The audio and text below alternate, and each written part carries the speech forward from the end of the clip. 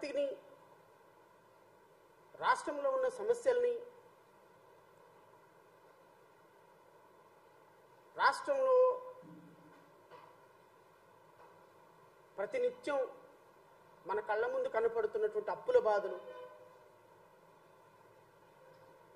ఉపాధి లేమి బాధలు, కరువు కాటకాలు ఇవన్నీ గాలికి వదిలేసి వీటన్నిటిని కూడా ఒక ప్రభుత్వం అడ్రస్ చేయకుండా ఒక 100 రోజుల వ్యవధిలోనే చరిత్ర ఎరగని, చరిత్ర చవి చూడని దుర్మార్గాలు చేసినటువంటి ఒక ప్రభుత్వంగా కూటమి ప్రభుత్వం నిలబడిపోవటం నిజంగా ఆంధ్రప్రదేశ్ రాష్ట్ర ప్రజలు ఇలాంటి ప్రభుత్వానిగా మనం ఓట్లేసి గెలిపించుకున్నది అని ప్రతి ఒక్కళ్ళు కూడా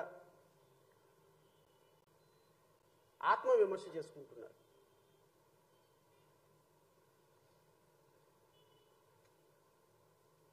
వంద రోజుల వ్యవధిలో ఒక రాష్ట్ర ప్రభుత్వం 164 సీట్లతోటి గెలిచినటువంటి 3 ప్రభుత్వాల కలయిక ఇన్ని దుర్మార్గాలు చేస్తుందా? ఇన్ని అబద్ధాలు ఆడుతుందా?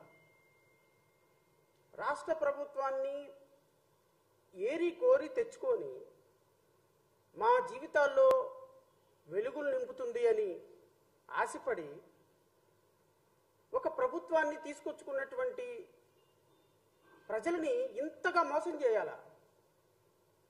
ఇంతగా అన్యాయం చేయాలా? ఇంతగా వాళ్ళ సెంటిమెంట్ల మీద దెబ్బ కొట్టాలా? రాజకీయాలు చేసుకోవటానికి చాలా అంశాలు ఉన్నాయండి. చాలా అంశాలు ఉన్నాయి రాజకీయాలు చేసుకోవటానికి.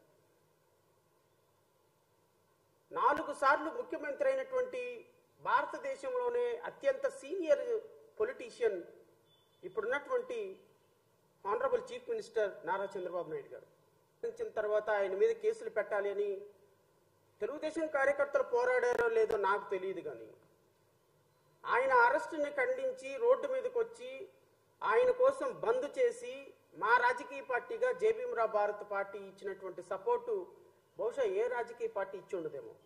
ఒక వ్యక్తిగత హోదాలో పార్టీ అధ్యక్షుడిని అయి ఉండి నేను ఇంకొక పార్టీ అధ్యక్షుడు నిజంగా అరెస్ట్ కాబట్టి ఆయన జైల్లో ఉంటే ఆయన కోసం ఫైట్ చేసినటువంటి వ్యక్తుల్లో నేను కూడా ఒకటి. ఇప్పుడున్నటువంటి మంత్రి నారా లోకేష్ పాదయాత్రలో, యువగళం పాదయాత్రలో ఆయన ఆపుతుంటే ఆయన కోసం పోరాటం చేసి ఒక వ్యక్తి ప్రాథమిక హక్కు పాదయాత్ర చేయటం ఆపటానికి పోలీసులతోటి నిర్బంధాలు సృష్టించడానికి తప్పు అని ఫైట్ చేసిన వ్యక్తుల్లో మొదటి వ్యక్తిని నేను.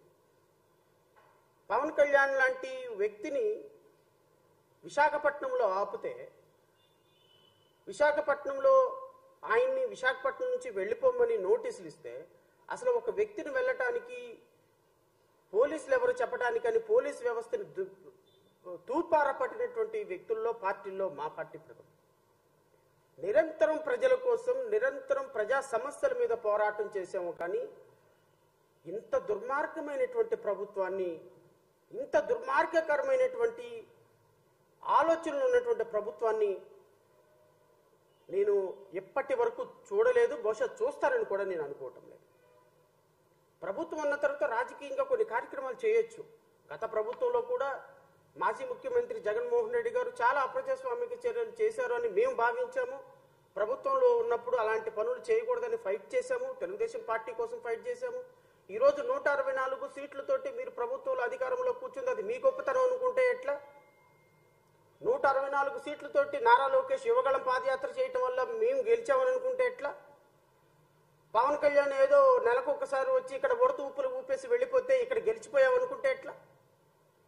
లేకపోతే వీర మహిళలో, జన సైనికులు ఈ రాష్ట్రంలో జరిగే ప్రతి సమస్య మీద ఫైట్ చేశాము, మా వల్లే మేము 165 సీట్లు 64 సీట్లు గెలిచామనుకుంటే ఎట్లా? మీ కాంట్రిబ్యూషన్ ఎంత?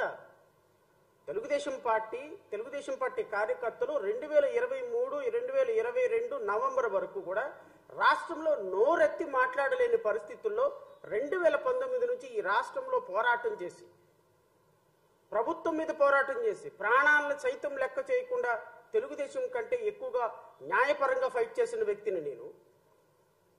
కోర్టులో కేసులు 100 కేసులు వేసి ప్రభుత్వం పాలసీస్ని మార్చిన వ్యక్తిని నేను.